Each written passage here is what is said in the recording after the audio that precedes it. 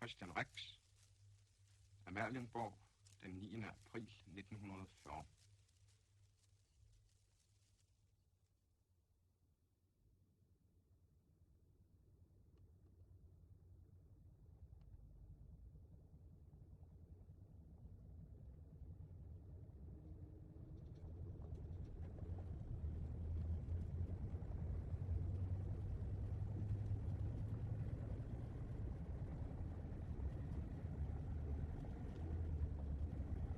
Sekundløjtnant. Men løjtnant har bedt mig om at køre den direkte ud til øvelsesterræn. Der er godt nok en spændende stemning på kaserne. Der er en kommunikation med København hele dag. Men ingen ved sin af. Jeg ved lige så lidt som dem her, sergeant.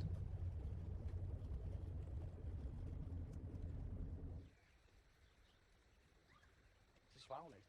Så jeg læner mig forsigtigt ind mod hende. Hvad er det, hun så siger? Nej. Du vil fandme ikke have en soldat. Vi skal op i tempo. Jeg er travlt. Hvad har du lavet? Jo, jeg har arbejdet sammen med min far. Så jeg har ikke fået set Ingrid så meget. Du sagde snart igen. Hvad med dig, Gram? Jeg var med. Ja, hvad har du lavet? Ja, det kan du lige at vide, Andersen. Så kan du rigtig komme med en retskriftsflik om min bekostning. Du tror sgu altid det værste om mig. Ja. Kom nu, Gram. Fortæl os det nu. Ja? Ja, hvis jeg gerne vil hvile, så er jeg simpelthen bare været hjemme med mine forældre. For vasket mit tøj. Læst en bog. Nogle gange bliver jeg helt trist på din vejen, Gram. Gram? Hvorfor tror du, vores overlov er blevet indført så pludselig? Du har været på samme besked som vi her. Så jeg prøver dig med. Det er bare en øvelse.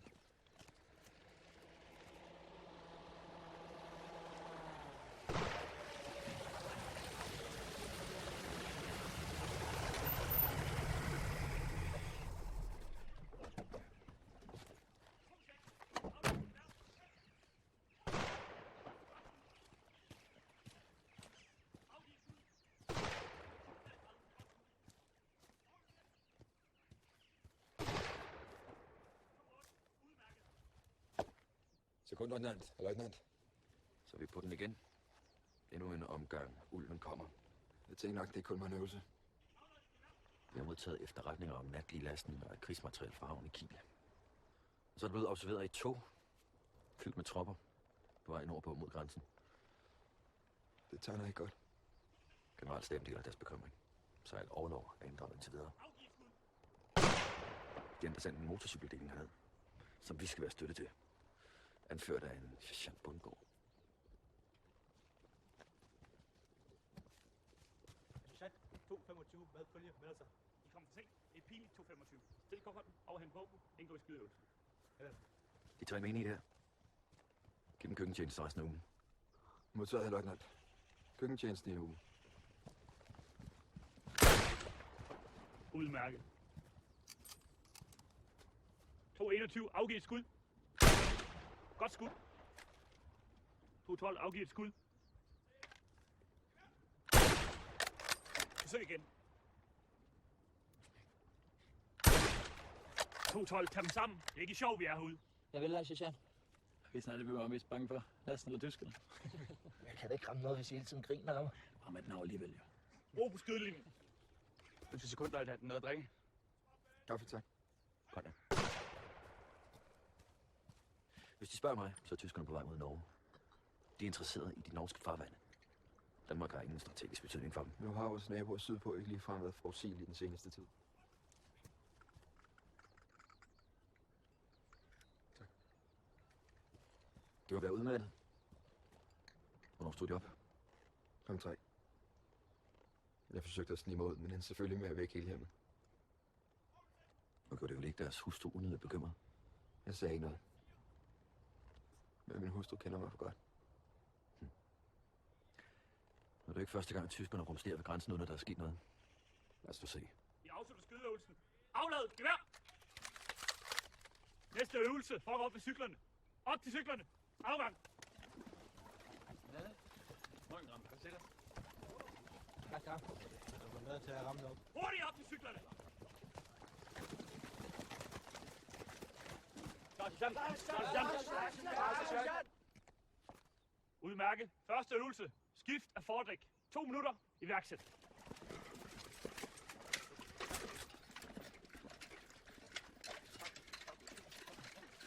Sådan.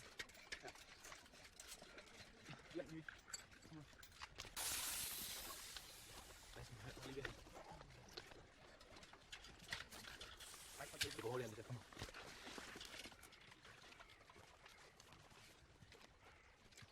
Hold den her. Så får sat det hjul på igen. Hold fast. Op med det. Det er nu for skruet de møtrikker i.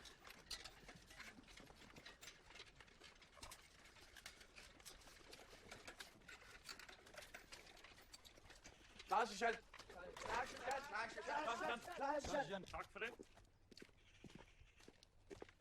Løjtnant, Gør det igen.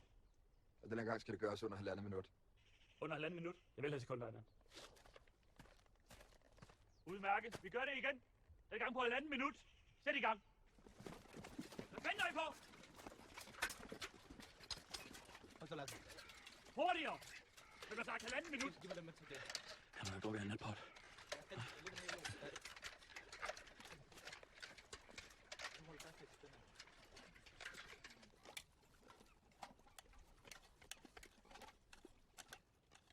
Hvad er koldingen? Skal du med det brød Ja, Justesen. Det skal jeg. Er der plads til mere, Justesen? Ja, tag nu roligt. Du skal ikke rulle hjem. Det er sjovt at stå hjemme i København og bliver var. Når der er flere af jer. Men når jeg er alene, bliver stille som mus. Hvor lang tid tror du, vi skal blive vedkom? Indtil vi kan gå ind under 1,5 minut. Vi har forsøgt. Hvis det ikke er sket endnu, så kommer det ikke til at ske. Det kan ikke lade sig gøre. Sekunderne men bare gerne sige knokle. Længere er den ikke. Konen har nok ikke været så gavmild, som man har håbet på. Du ved godt, at det er din aforden, du snakker om, ikke? Jo. Man kan sgu da ikke høre mig. Mindre du har tænkt dig at sladre, så du får med.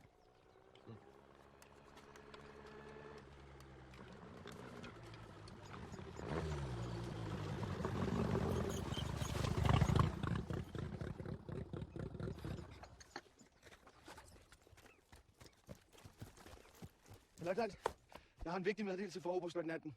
Øvelsen skal afbrydes øjeblikkeligt, og alle skal vende tilbage til kasernen. Der venter et hurtigt måltid, og så skal de feltmæssigt i seng. Hvad er der sket? Der er nye efterretninger, hr. løjtnant.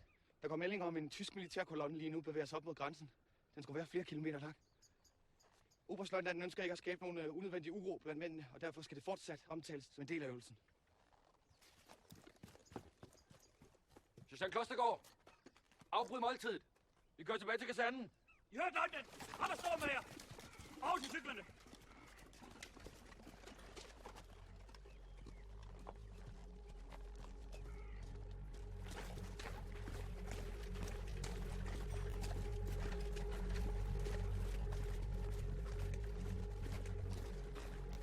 Se, ja. Umiddelbart herefter får I udleveret 40 patroner og forbindingspakke. Derefter går I direkte op på stuen, går i seng feltmæssigt. Det betyder, at I har uniform og støvler på. Udrustningen skal være klar, og fra nu af bærer I jeres hundetegn om halsen hele tiden. Høj, rej, om! Iværksæt!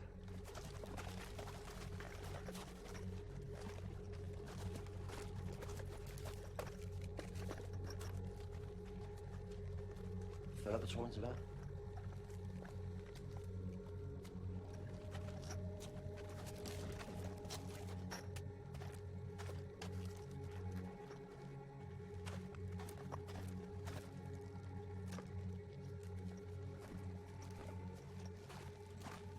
Jeg tror stadig, det er en øvelse, kom. Det fortjener at vide, hvad der foregår. Ja. Men nu er det ikke vores beslutning, altså, kontløjtnant.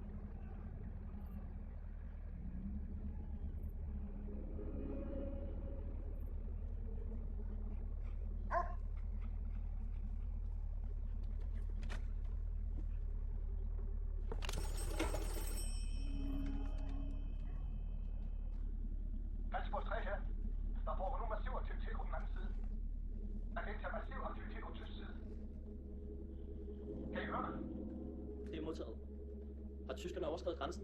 Nej, grænsen er ikke overskredet. Men som sagt, vi har massiv aktivitet. Hvor stor er styrken? Hvor stor en styrke er der tale om? Det er svært at sige. I kan ikke se navn. Vi kan godt høre det. Hvad vil oberstløjtnanten, er vi godt? Sig til dem, at de skal forholde sig i ro, indtil de hører andet. Altså på 3. Lige ved jeres post. Hold jer i ro og afvent ordre. Jamen, det må tage. Gadborg Kruså og nu Rens. Jeg kan vist ikke længere herske tvivl om hensigten. Giv mig chefen for Jyske Division igen.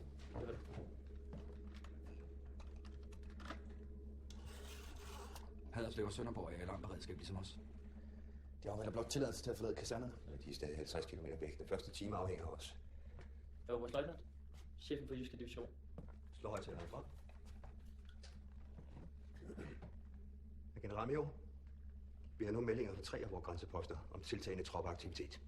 Jeg anmoder derfor på det indstændigste om at få lov til at sende mine tropper ned mod grænse og lade dem gå i forsvarsstillinger.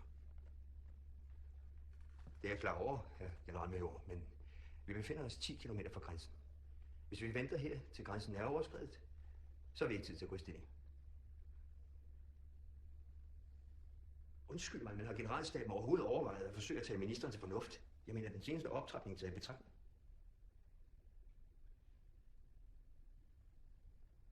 Javel, herr generalmajor. Vi skal gøre vores bedste.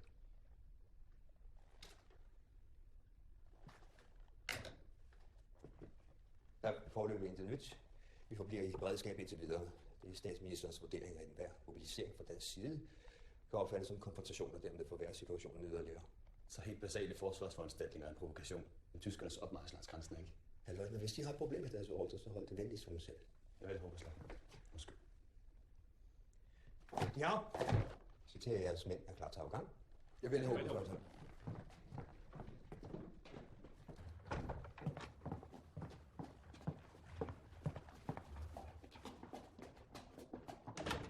Sergeant Klostergaard. Javel. Inspektion af sovsalen. Javel, herr sekundløjtnant.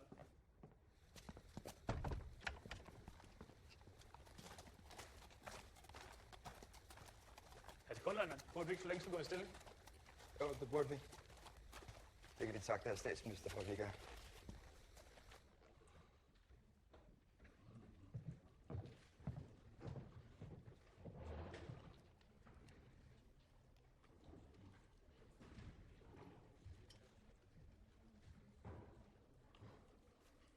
Må se billedet?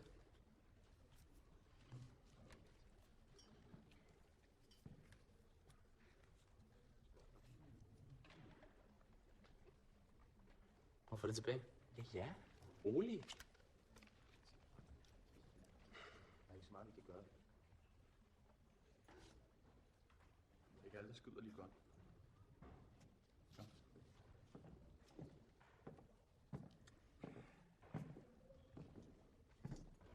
Ja, Lassen. Får du sovet? Det er ikke så meget, nej. Er du nervøs, Lassen? Ja. Ja, det er ikke hver dag, vi får udleveret ammunition på den her måde. 40 patroner til hver, det er jo ikke meget. Men det er ikke meget, vi har fået. Kan vi ikke få nogen med din? Det er ikke til mig. Jeg har et kylgeværet.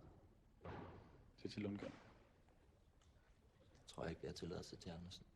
Lassen, du er jo ikke den bedste skytte her, men det ved du godt. Men Lundgren, vi ved, hvordan kan man rifle. Bare halvdelen. Præcis. 20 patroner, det er for vores allesammens skyld. Jo.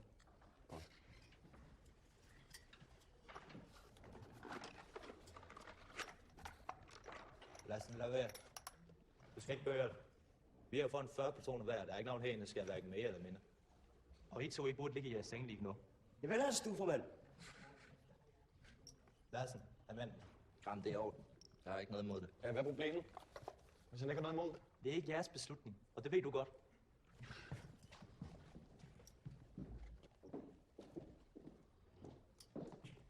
Gram, vil du ikke vinde? Det skal selvfølgelig være det. Du er tysker, ikke? Skal du ikke interesseret i en sejr? Jeg er nu stolt af at kunne kalde mig selv for dansk. Men du er jo ikke dansk. Det er faktisk lige præcis det, jeg er. Din far er tysker, ikke? Jo. Så er du sgu da også tysk. Du er virkelig dummere, end jeg troede. Og behar. Det er altså ikke en læg, det her. Skulle du ikke lige spare kræfterne derovre nu? Lykke dig til at sove igen. Det er da lidt svært, når I ævler og kævler hele tiden. Der er ingen, der talte til dig, Justesen. Jeg mener det, Andersen. Lægger den af. Lige nu. Ellers hvad? Læg den nu bare ned i din seng. Hvad foregår det her? Vi fik at vide tidligere, vi skal gå faldmæssigt i seng. Og så ser jeg sådan her ud. Jeg har også andet at lave, end at holde øje med jer. Og så kan det være at klappe en jakke.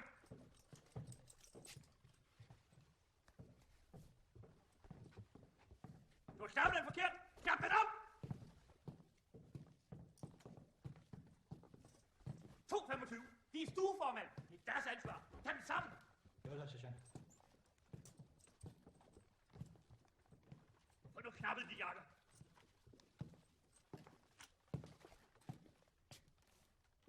Så 23 kan det bare færdigt for noget søvn. Det vil lade sekund, løjtnant. 2 minutter, så er den her stue helt stille.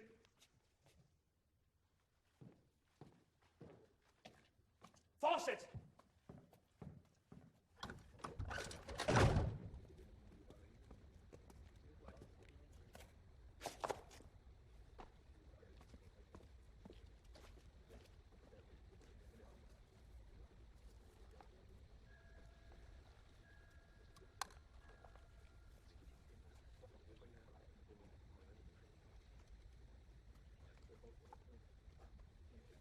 Mangler de et sekund, løjtnant? Det gør jeg vist.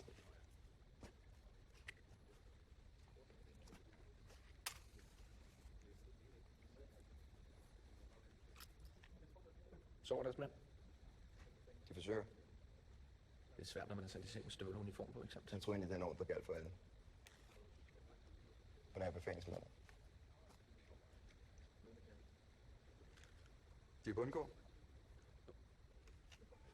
Jeg kan forstå, at vi skal være støtte til jeres deling, hvis grænsen overskrides.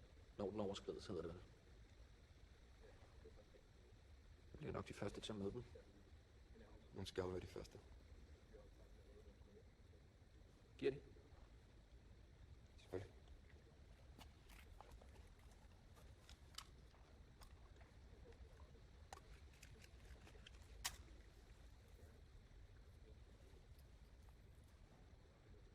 Jamen, træd til i pedalerne på vej derned. Vi får brug for jer. Vi skal nok være der. Vi er hurtigere, end man tror. Hvor vil de være? Jeg vil bare tænde stikkerne. Tak. Sergeant Bundgaard. Sekund, hvordan?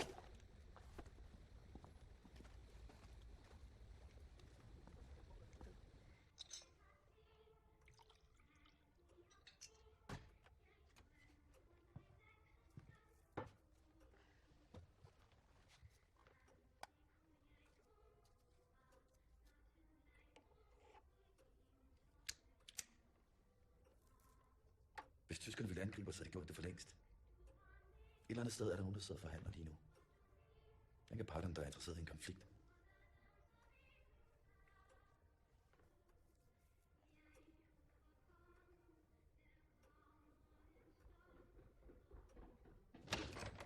Der sker noget i radiorummet.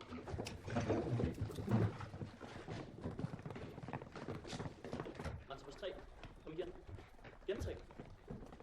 Jeg gentager. De tyske trupper er i bevægelse. Hvad kan de se? Vi kan se infanteri og pansrede køretøjer. De er på vej lige mod os. Har tyskerne overskredet grænsen? Grænsepost 3. Grænseoverskridning. Grænseoverskridning. Vi vil overrumme det. Nå, det er overskridning. Grænsepost 3. Gentag melding. Grænsepost 3. Kom ind. I hørte det selv. Fjenden har overskredet grænsen. Danmark er i krig. Men ja, det nu skal vise, hvad vi har gjort af. Kom så!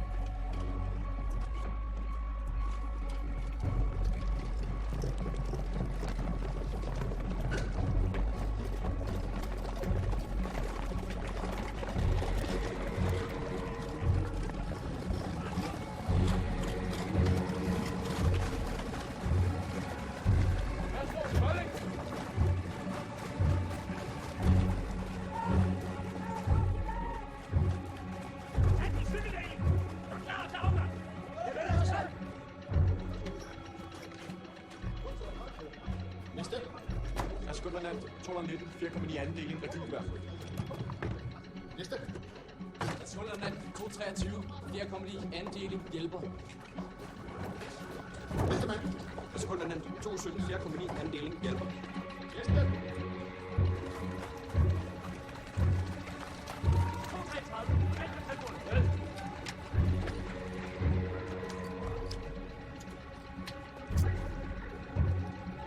Er de klar? Jeg vil også selv. 217, er de klar? Jeg vil også selv. Er de klar, 212? Jeg vil også selv. Det kan være sat ordentligt op. 219, er de parat? Jeg vil også selv.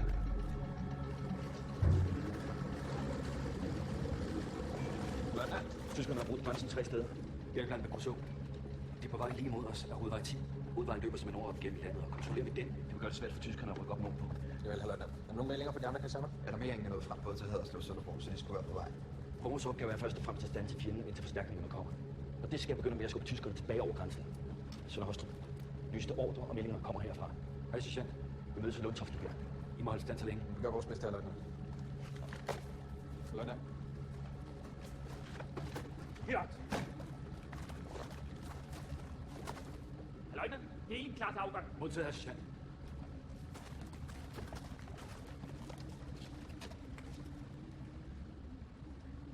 En tysk panserdivision har brudt grænsen! Det her det er ikke en øvelse! Danmark er i krig! Kæmp godt! Deling! Følg efter mig!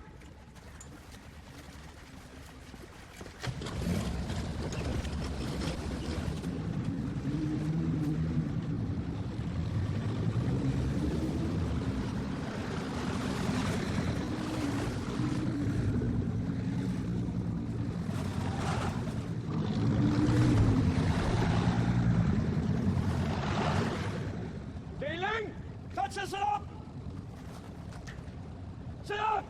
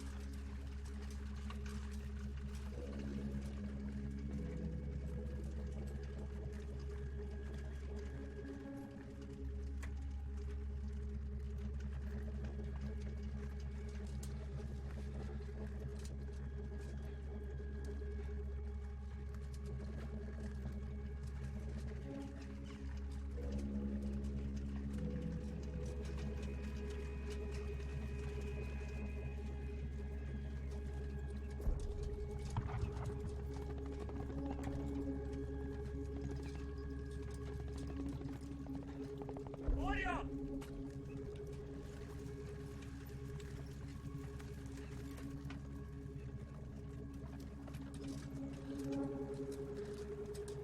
Hold! Hold! Afstigning! Vær parat!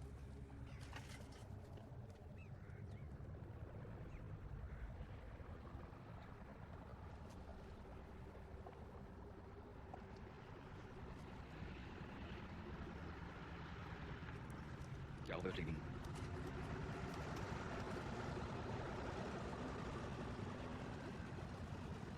Måske det overstå. Det tror jeg ikke.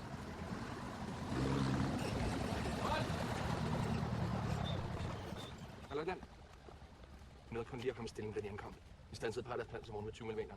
Fik også en god håndfuld fodfolk, men presset blev for stort. Hvor stor er styrken?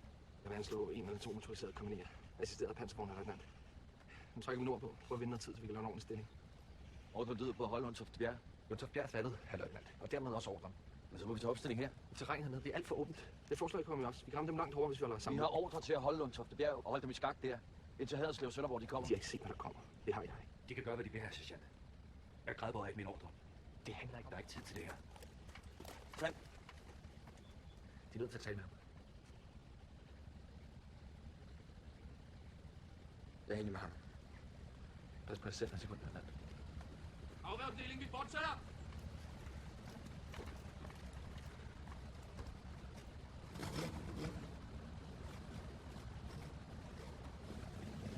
Hvad foregår der?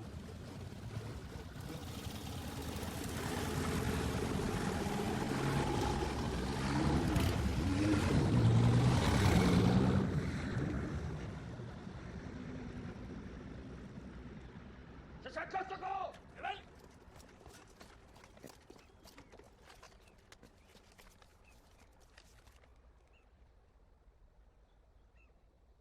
Rekylgeværerne er vores bedste chance mod deres panser. Vi kunne splitte delingen i 3. Fange dem i krydsild. Hvor lang tid vi kan regne med forstærkninger? Mindst 20 minutter. Godt. Sand. Du tager første gruppe med ned i trælinjen. Jeg tager anden gruppe med ned i grøften. Klostergaard, du tager tredje gruppe med op på højen.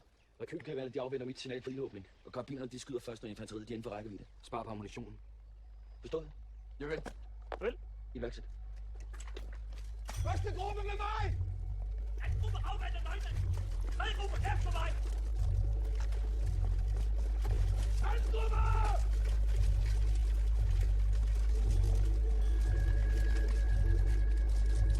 To dele på stillingen træet der!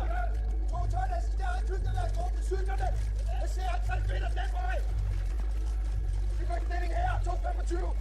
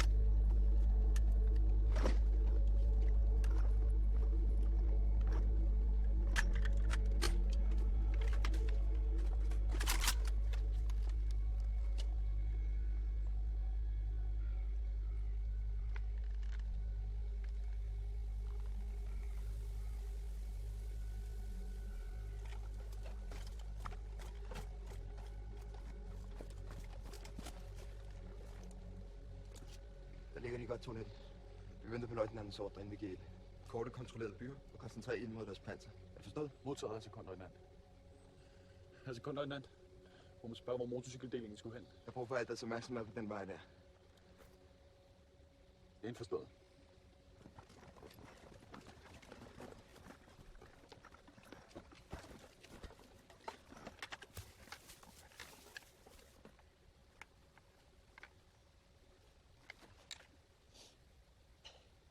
Jeg er simpelthen så sulten. Ikke engang kaffe, vi får i dag.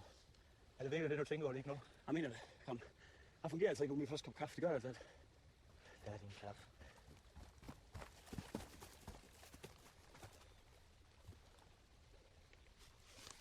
Du 33 på i position. Det er kun rekylgeværet, der skyder ved signal. De andre venter indtil infanteriet viser sig. Jamen.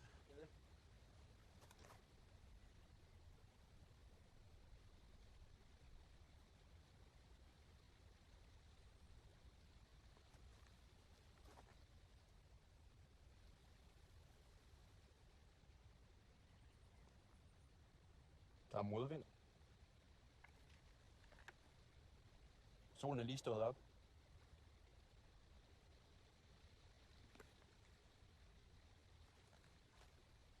Det er bare gode forhold, hvis vi var på jagt. Kolding.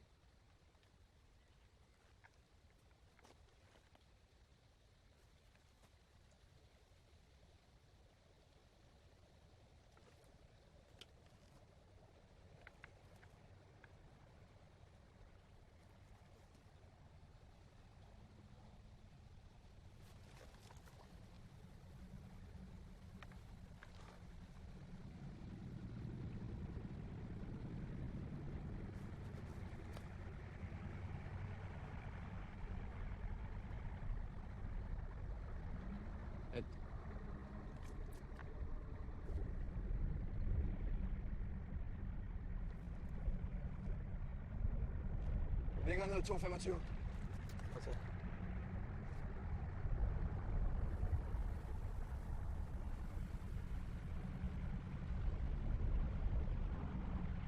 Klar.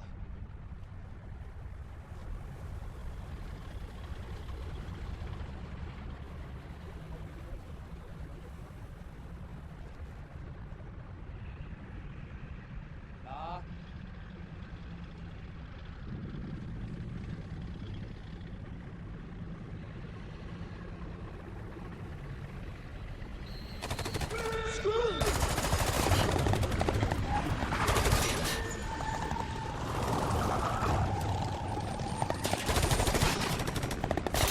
Andersen, de brænder af! Jeg ved det!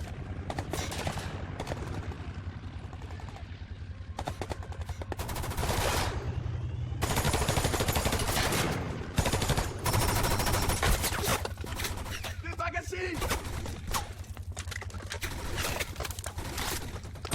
Du 33 vent indtil infanteriet viser sig. Modtaget.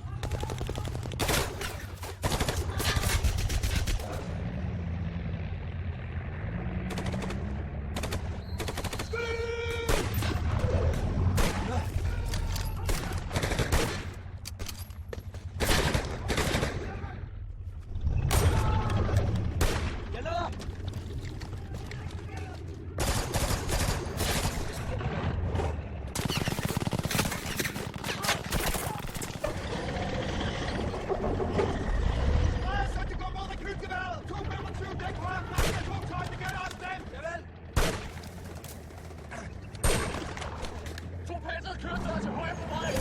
Modtaget! Magasin!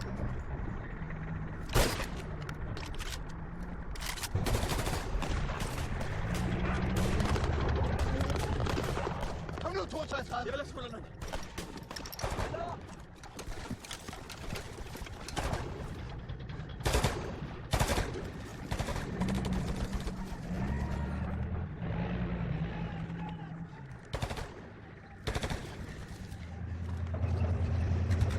Hold af det der! 233! Kom nu, dæk mig ind!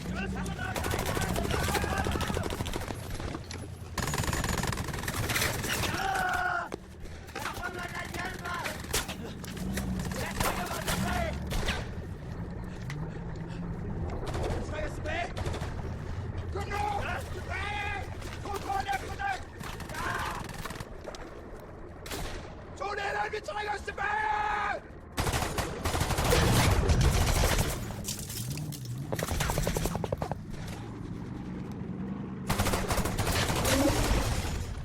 Du ramte den! Jeg fik den fandme! Skud dem!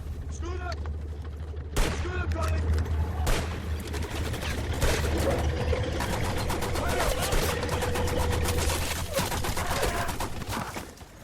Lad os gå! Hjælp ham! Er det slemt? Ja, det er slemt! Jeg har brug for hjælp! Lad os gå! Vi trækker os tilbage!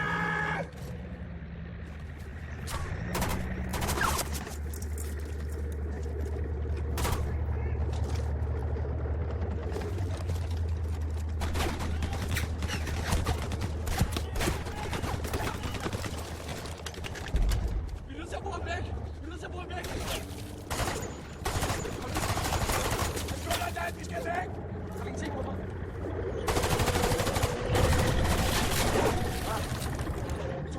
Tag ammunitionstasken! Tag nu, tag de ammunitionstasker! Der er ikke mere at gøre her! Der er ikke mere at gøre, kom nu!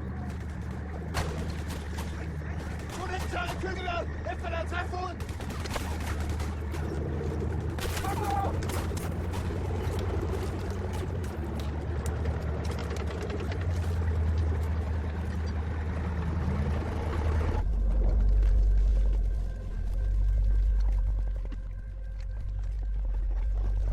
Anders, hvad gjorde du, Kolding? Hvor er Kolding hen? Kom så, følg mig! Hvor er Kolding hen? Behersk dem! Hvor er han hen? Hvor er Kolding hen? Kolding er død! Følg mig, kom nu! Kom nu! Lad os gå!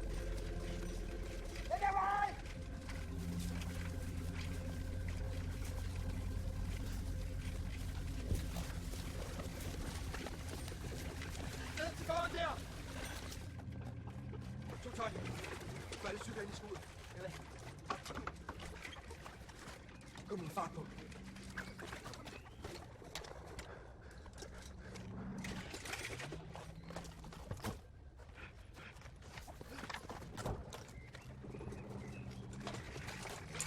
Kom nu, Totøj. Ind i huset.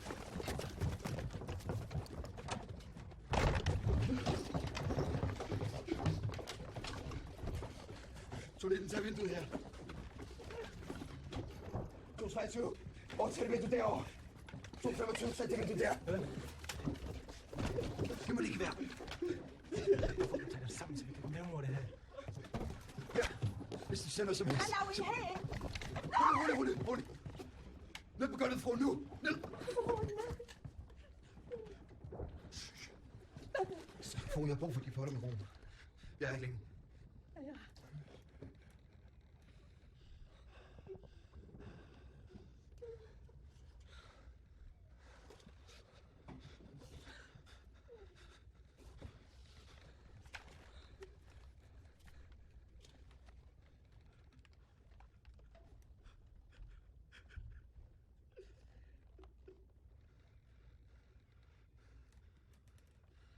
Toiletten kommer nu.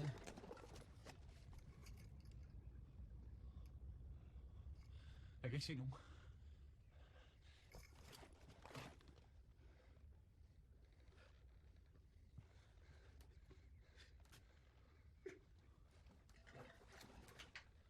Stadig ikke nogen.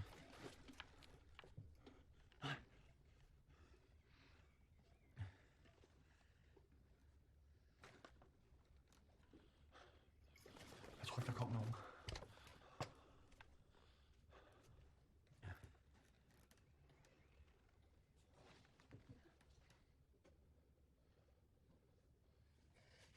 Undskyld, fru. Er det et sted, hvor de kan give soldaten noget vand herude? Ja. 223. Kom det.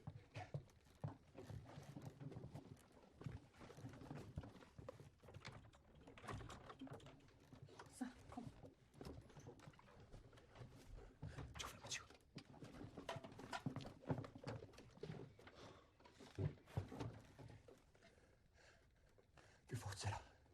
Vi fortsætter nordpå. Op til Sønder Højstrup. Få fat i oberstløjtnanten. Der er kommandocentralen. Der kan vi få os nye ordre. Hvad er der, kommandant? Så vi fortsætter, kommandant. Hvad er det ellers forestillet den 233? Ingenting, kommandant. Jeg er klar. 225.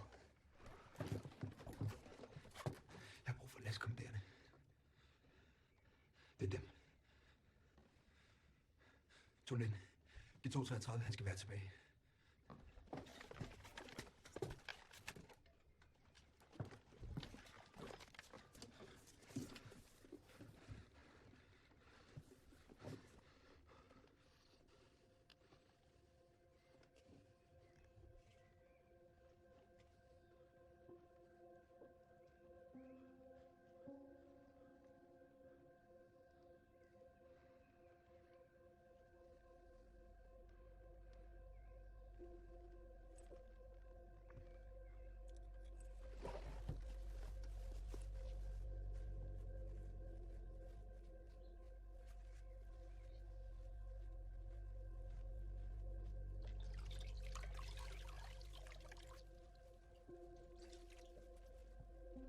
Kom her.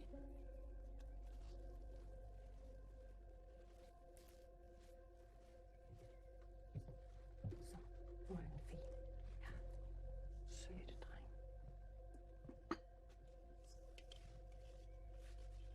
Så.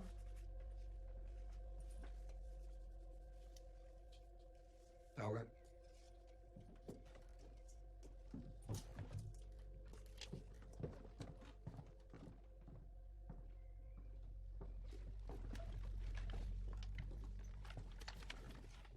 Vi fortsætter. Jeg ved det, kommandant. Ja.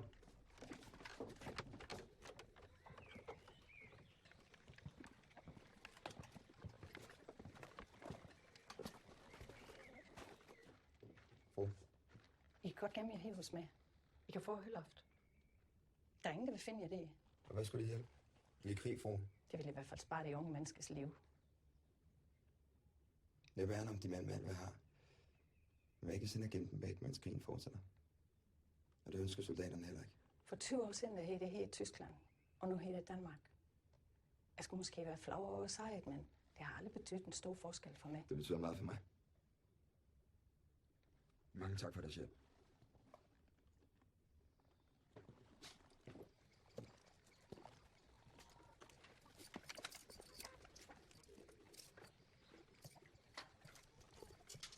Jagt!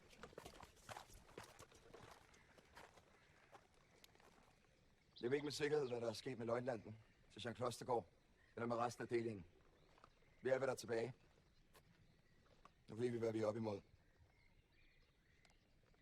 Vi har da mistet en god soldat. 217. Han kæmpede og måtte bøje sig for Guds vilje. Lad hans død være en stærk tale for, at vi alle må være redde.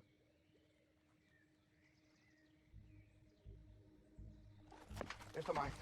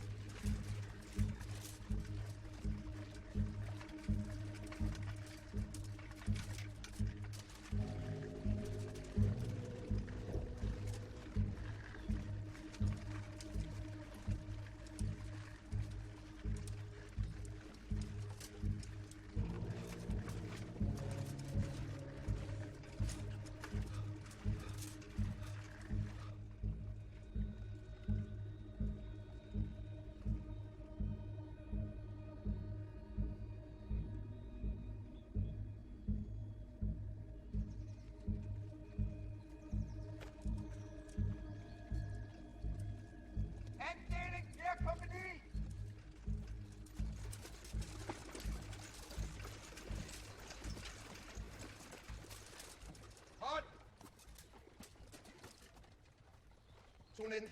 Se, om de kan skaffe noget ammunition. Resten, I venter her. Der er stadig ingen kontakt til Oberstleutnant. Oberstleutnant? Altså, kontakt. Så har du Kalle, kom ind. Kom ind, kan I høre mig? Jeg gentager, så har du kom ind. Vi var ved Lundtofte Bjerg. Det er korrekt, Oberstleutnant. Beklageligvis kunne vi ikke holde stillingen ret længe. Den tyske overmagt var for stor. Vi blev angrebet af både panser og motoriseret infanteri. Hvor er det altså, løjtnant? Jeg ved ikke med sikkerhed, men mit indtryk er, at løjtnanten blev tilfangetaget eller overgav sig med resten af delingen. Hvad med afgavdelingen? Efter første træfning valgte sergeant Bundgaard og rykte stillingen længere nordpå. Men vi er langt fra slagene. Vi er klar til den næste ordre. Få radioen op i vognen. Kom, kom! Ryd det op. Kom med her.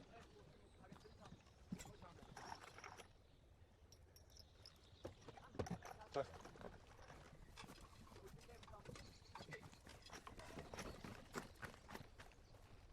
Cigaret? Ja, tak.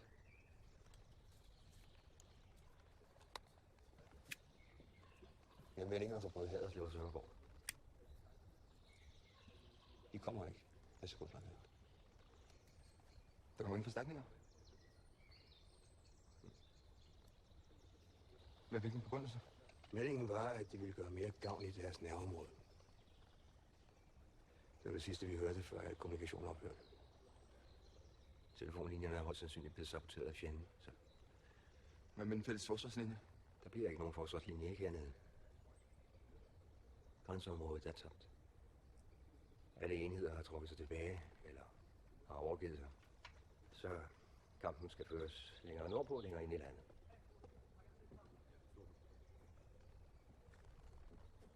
Noget nyt fra København? Nej. Vi har heller ingen kontakt til dem. Så hvad er den nye ordre? Hvad er Oberstleutnant? Vi trækker os tilbage til Haderslev. Tilslutter os garnisonen. Så vil der blive oprettet en ny forsvarslinje der. Det bliver en lang dag, Sand. Altså kun løjtnant? Jo, Oberstleutnant.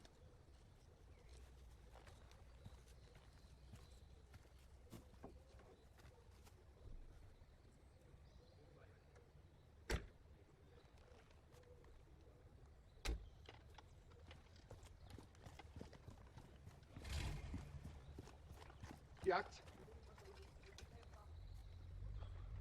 Der er kommet nye meldinger. Forstærkningerne fra Haderslev kommer ikke alligevel. Heller ikke fra Sønderborg. Vores nye ordre er derfor at søge mod Haderslev og assistere garnisonen med at forsvare byen.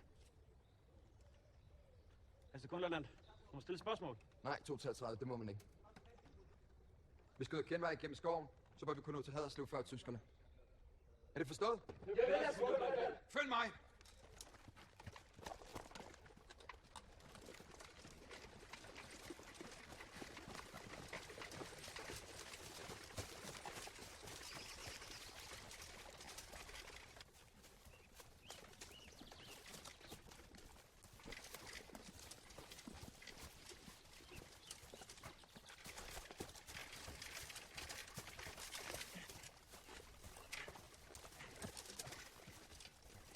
Sekundløjtnant. Ja, 212. Mit bagdæk er punkteret. Vi gør et kort ophold her. 219, de hjælper. Ja, vel.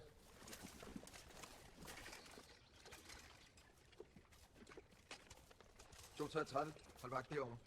223, derovre. 225, de er fra området, ikke? Ja, det er sekundløjtnant. Den hurtigste vej til Haderslev. Jeg vil gerne have, at vi undgår hovedvejen. Og vi ikke have, at vi kommer ud i det åbne. Hvad tænker de?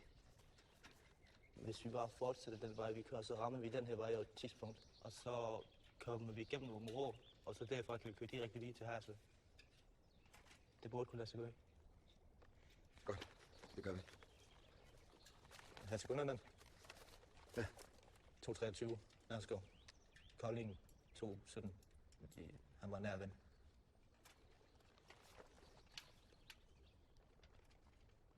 Så for de skynder sig. Jeg ved det, sekundløjtnant. 212, 219. Gå hurtigt, det der.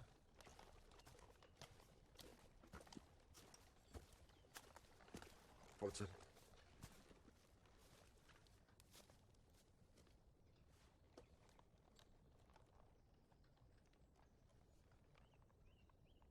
Er det en god orlov? Ja, sekundløjtnant. Er det familie? Er det flået? Er det hende, de skrev på til? Ja.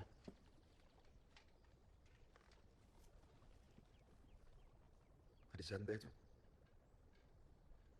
Ikke endnu, men forhåbentlig en gang til sommer.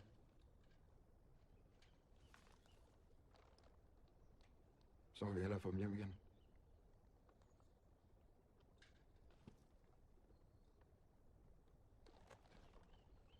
Nørskov. Din del af 4 kompagni er den cykeldænger. De er ikke alene. Modtaget.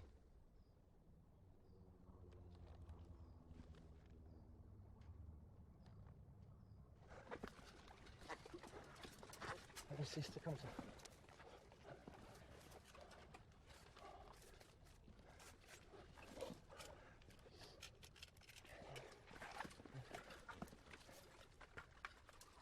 Ja, der er næsten. Har du det fart over? Kom nu, Andersen. Jamen, giv os lige lidt mere til. Jeg er ikke med til at give jer. Andersen, er krigen ventet sgu ikke på den? Jeg kan fandme ikke gøre det hurtigere. Det skal du sgu. Andersen. Hvad fanden tror du er? Andersen, kom nu her. Kom nu i gang. Tag nu tilbage og kom nu i gang. Få det ordentligt nu. Andersen. Hvad er problemet her? Han sekundløjtnant, forsøg bare på. Er I tvivl om noget? Nej, han sekundløjtnant. Har I glemt, hvad jeres opgave er? Nej, sekundløjtnant. 219. Nej, jeg er sekundløjtnant. Så færdiggør den cykel nu. Ja. Aldrig diskutere noget. Jeg ved det, sekundløjtnant.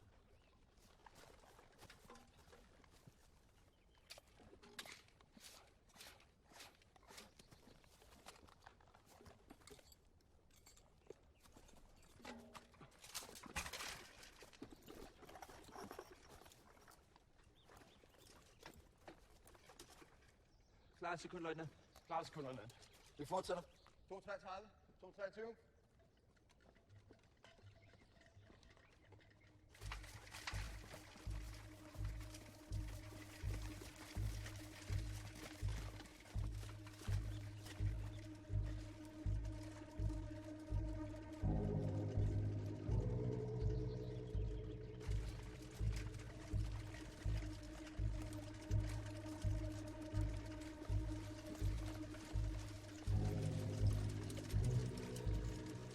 Anden deling, 4. kompagni.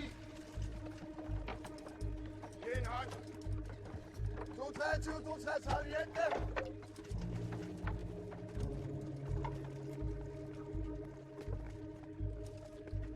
Følg mig.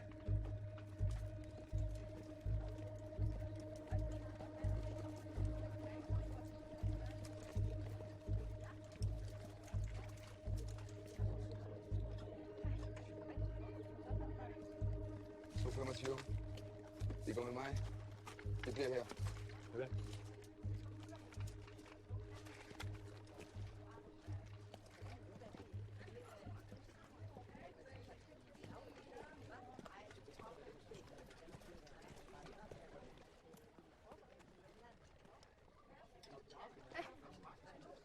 Vi købte med billig mælk. Kun 2 kroner.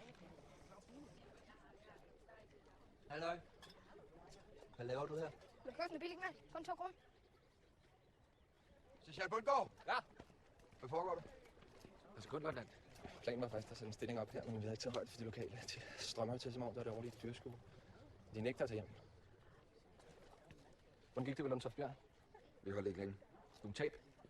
En mand. Connie. Har de hørt, der ikke kommer forstærkninger? Nej, det har jeg ikke. Hverken Haderslev eller Sønderborg. Ja. Hvad hedder ordren så nu? Vi etablerer en ny forsvarslinje ved Haderslev. Det giver ikke nogen mening. En forsvarslinje så langt op i landet har ikke nogen effekt. Og sådan lød ordren, herr sergeant. Jeg er ikke i sinde at ofre mine mænd for en kamp, der er tabt på forhånd. Samt deres mænd og ryk mod Haderslev. Er det forstået? Er det forstået? Det er forstået. Må jeg ikke se, hvad de har her? Ja. Hvor er de fundet det fra? Tyske flyver har kastet dem ned over os hele morgenen. Sekundløjtnant. Tysk fly, de har smidt dem hen over hele området. Opråb. Til Danmarks soldater og Danmarks folk. En opfordring om ikke at gøre modstand. På norsk.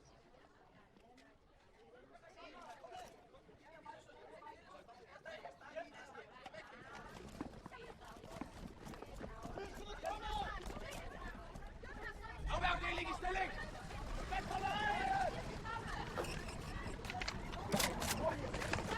De der børn væk herfra! Altså grundløjtnant! Hvad er ordren? Tone inden for rekylgeværet op! Tutok begynder på Folkevejen! Hvor de er?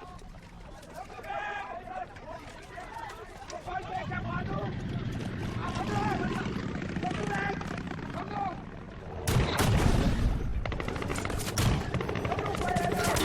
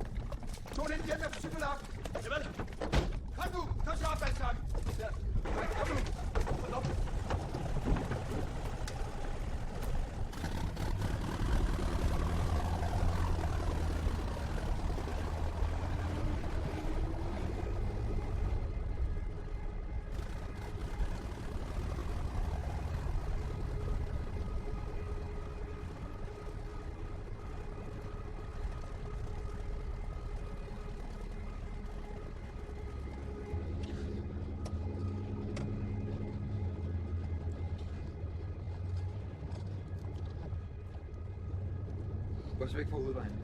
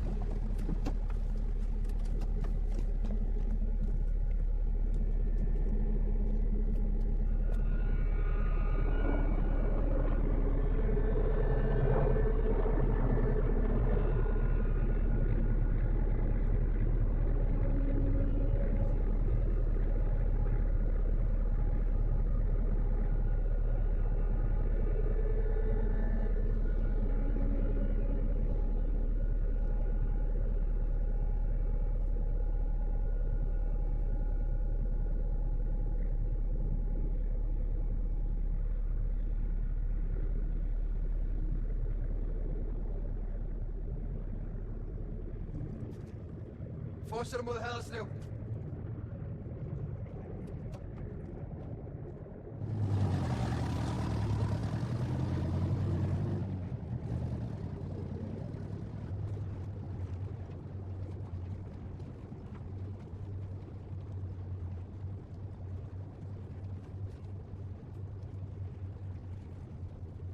Skånland.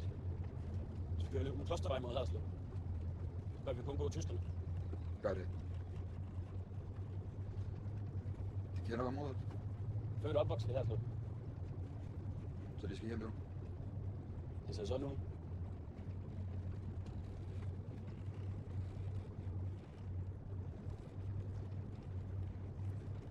De har gjort det godt i dag. Med al respekt, her Skånland.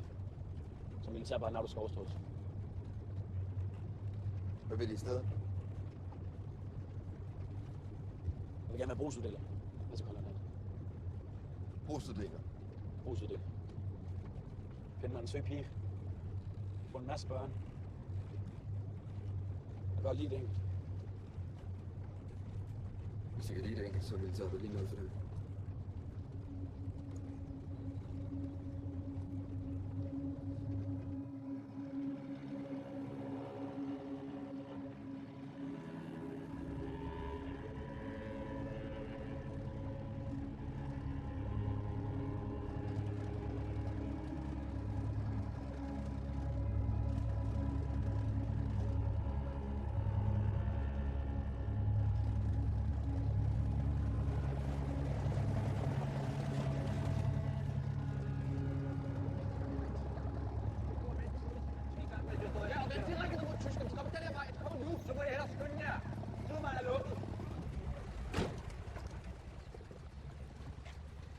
Undgå. Herr kaptajn. Kaptajn her vil ikke lukkes ind i byen. Pas sekundløjtnant, I står midt i vores skudlinje. I må vente og køre rundt om byen. Men det er dog ikke tid til. Tyskerne kan være når som Ingen kommer ind sydvejs fra. Jeg har min ordre. Jeg skal tale med jeres oberst nu. Oberst Hartz finder de til højre på torvet. Ham kan de tale med, når de har fjernet deres køretøj. Jeg har vigtige informationer om tyskernes fremmarch. Og jeg har mine ordre. Sekundløjtnant.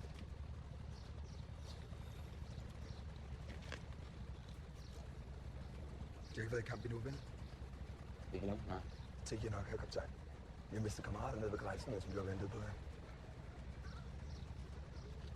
Vi har brug for lidt medvind.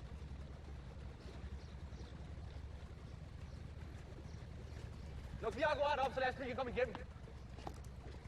Tak. Hør. Vi kører til kasernen og hjælper med at befæste. Vi melder vores ankomst til obersten. Jeg fik dig mere en venlig sjæl i Ombrå. Jeg har snart fortjent en rygepause. Tak. Værsgo, løjtnant. Sæt i gang.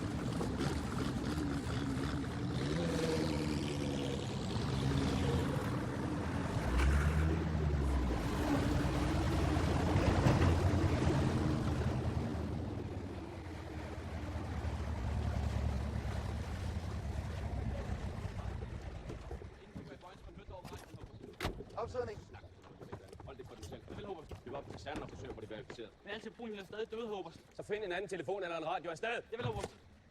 Oberst Hartz. Sekundløjtnant Sand. 4. kompagni, anden cykeldeling. Oberstløjtnant Hintz og bed mig om at melde mig hos dem. De har haft en travl morgen. Ja, jeg beklager, at jeg ikke kunne komme og hjælpe, men vi fik ordre om at blive her og forsvare byen. Herr Oberst. Tyske fly smidt dem ud over danske byer hele morgen. Ja, jeg har set det før, men det er et stykke papir, det ændrer ingenting. Tyskerne vil angå med motoriseret infanteri og panservogn. Det er ingen lige kamp, Oberst. Altså, sekundløjtnant, de ved, hvordan det fungerer. En ordre er en ordre. Nielsen! Oberst, vis sekundløjtnant Sand og hans mænd op til stillingerne ved indfaldsvejen på nordsiden. De kunne godt bruge lidt assistance deroppe. Javel, Oberst. En af mine mænd har mistet sit våben, og vi mangler også ammunition. Sørg for det. Javel, Oberst. Gud, konge og fædreland. Obersten har henvist os til en ny stilling. Smed til Nøstor beholder rejsen. Andersen, de får et nyt gevær. De andre får ny ammunition. Det er værdsat. Gevær? Det er mig. Ammunition?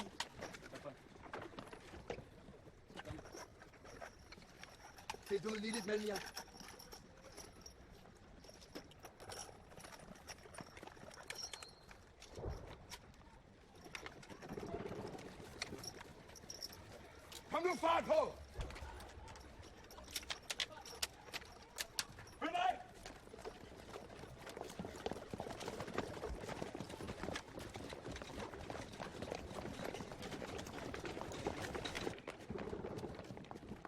har med ind i stillingen her, og vi har med ind i stillingen her.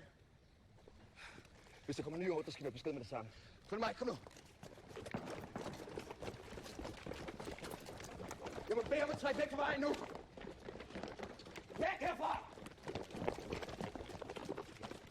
Obersten har bedt os assistere her på den nordlige side. Hvilken slags våben har I?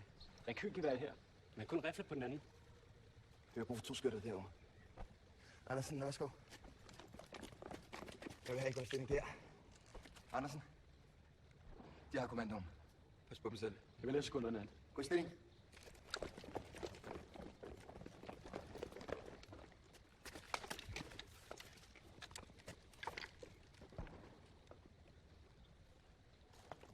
Følg med! Hvad foregår der? Tyskerne på vej! Gå væk fra vinduet! Kom med!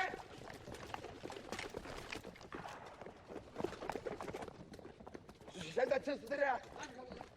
Aflever kopperne! Lige en kop kaffe. Så skal du gå hurtigt, Justesen. Modtaget.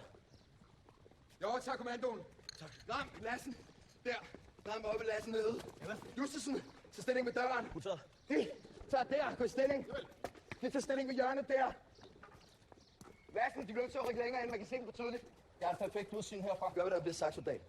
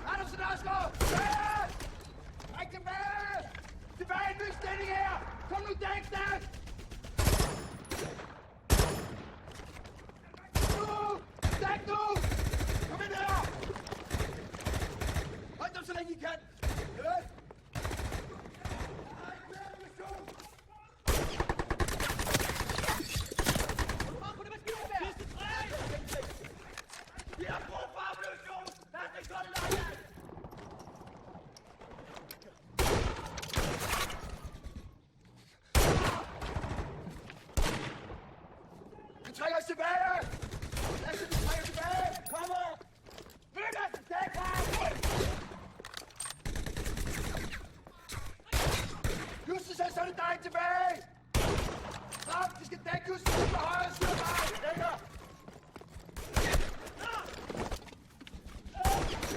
Justesen! Justesen! Lassen! Vi er nødt ud og tage Justus! Ram! Ram, de bliver nødt til at dække os! Dæk os, Ram! Få dem væk! Soldater, dæk os! Lasse, vi skal ud nu! Nu! Lasse, tag dem! Tag dem, som op! Kom nu! Lasse! Kom nu! Kom tilbage! Det kom her! Stadsblødning! Hvad er det, var stadsblødning?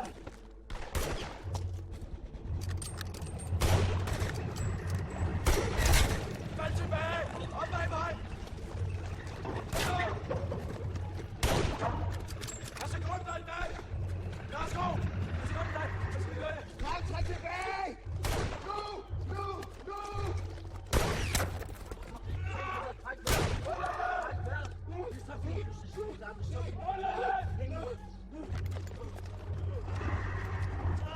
Sekundløjtnant, vi mister ham! Sekundløjtnant, vi har nærmest ikke inflationsfører! Just det, sekundløjtnant! Sekundløjtnant, hvad gør vi? Sekundløjtnant! Sekundløjtnant, hvad er ordren?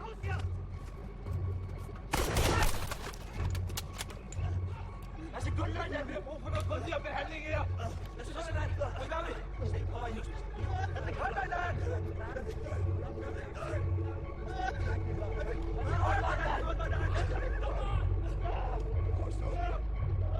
Det er overstået!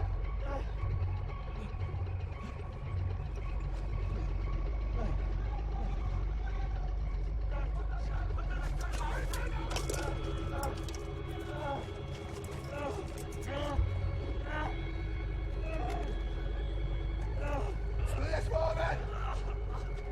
Smid jeres våben! Hvor med her? Find det op! Jeg siger, man ikke skyde krammer, vi kapitulerer! Ikke Schießen, vi kapitulerer! Ikke Schießen, vi kapitulerer! Nicht schießen! Nicht schießen! Nicht schießen! Nicht schießen! Vi kapitulerer! Nicht schießen! Og din hænder højt! Nicht schießen, vi kapitulerer! Nicht schießen! Nicht schießen! Nicht schießen!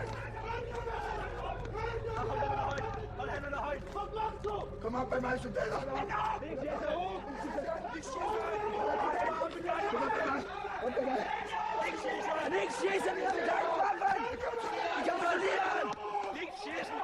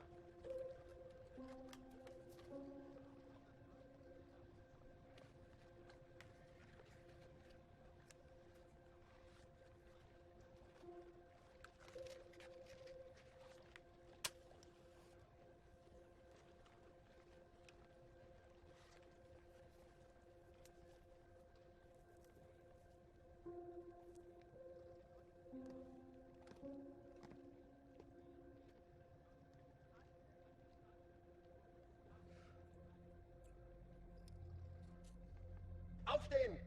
Aufstehen! Gefangene wegführen! Jetzt! Og bestå alle sammen. 2 og 2, efter mig.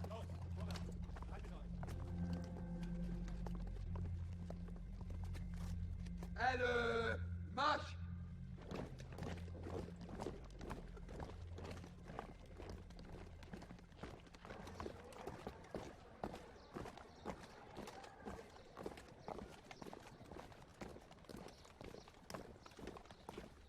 Leutnant, spricht jemand bei Ihnen Deutsch? Komm. Ich spreche Deutsch. Das ist nicht notwendig. Det er ikke nødvendigt.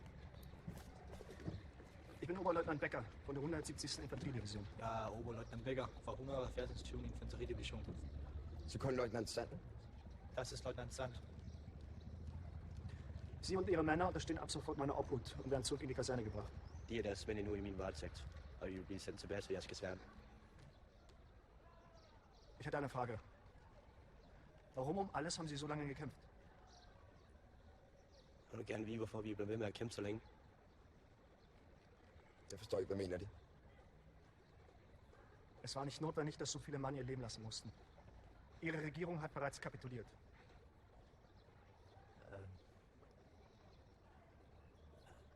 har været en unødvendig spild af liv. Da vores regering længe har afgivet sig.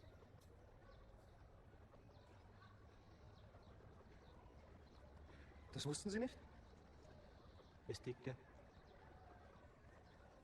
Nej, det vidste jeg ikke. Hvornår har vi kapituleret? Wann haben wir kapituliert? For ein paar Stunden. Det er et par timer siden. Gut.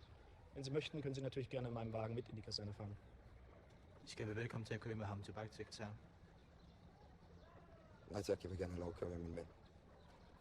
Nein, danke. Er möchte gerne mit seinen Männern fahren. Ich verstehe.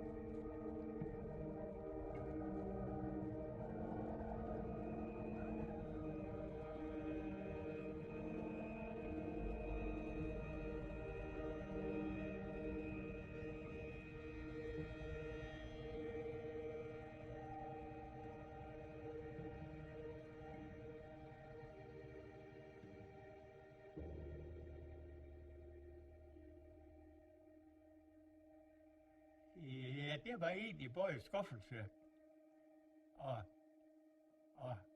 rart, at det var overstået så hurtigt uden. Det var ikke så mange danskere, der faldt.